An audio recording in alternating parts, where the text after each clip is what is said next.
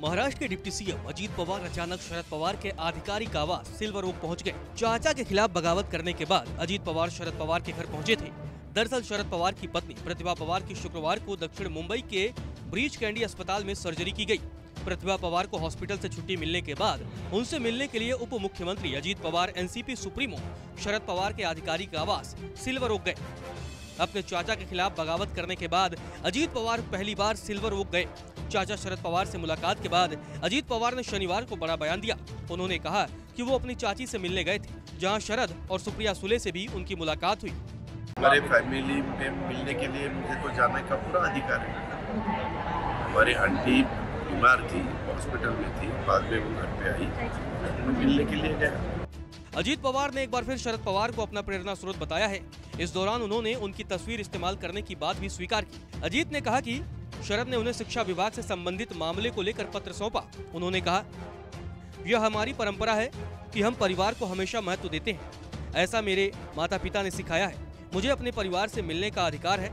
आप जानते हैं कि मेरी चाची अस्पताल में भर्ती थी, इसीलिए मैं उनसे मिलने गया था। मैंने अपने अंतरात्मा की आवाज सुनी और मैं उनसे मिलने चला गया। उप मुख्यमंत्री अजीत पवार ने बताया कि अस्पताल में चाचा शरद पवार और सुप्रिया सुले भी मौजूद थी। उन्होंने कहा, पवार साहब ने इस दौरान मुझे एक लेटर दिया जो शिक्षा विभाग के संबंध में है। शरद पवार हमारे लिए प्रेरणा स्रोत हैं और आदरणीय हैं। मेरे कक्ष में भी उनकी फोटो है। एनसीपी को मजबूत करने के प्रयास किए जाएंगे।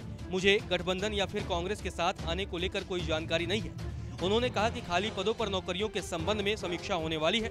कल्याणकारी योजनाओं को जनता तक पहुंचाया जाएगा। उन्होंने कहा कि मैं अपने स्तर पर फैसला लूंगा। इसमें शिंदे और फडणवीस भी मदद करेंगे। गौरतलब है कि अजीत पवार एनसीपी में बगावत करने के बाद 2 जुलाई को मुख्यमंत्री एकनाथ शिंदे के नेतृत्व वाली सरकार में शामिल हो गए थे। अजीत पवार अपनी चाची प्रतिभा के करीबी माने जाते हैं। साल 2019 में प्रतिभा पवार ने ही कथित तौर पर उन्हें एनसीपी में वापस लाने में अहम भूमिका निभाई थी।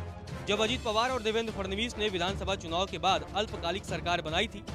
एनसीपी नेताओं के बीच वह काकी के नाम से मशहूर हैं। प्रतिभा पवार को पार्टी में अभिभावक के रूप में सम्मान दिया जाता है, लेकिन वह कभी भी राजनीति में सक्रिय नहीं रही हैं। नमस्कार, मैं हूं मानक गुप्ता।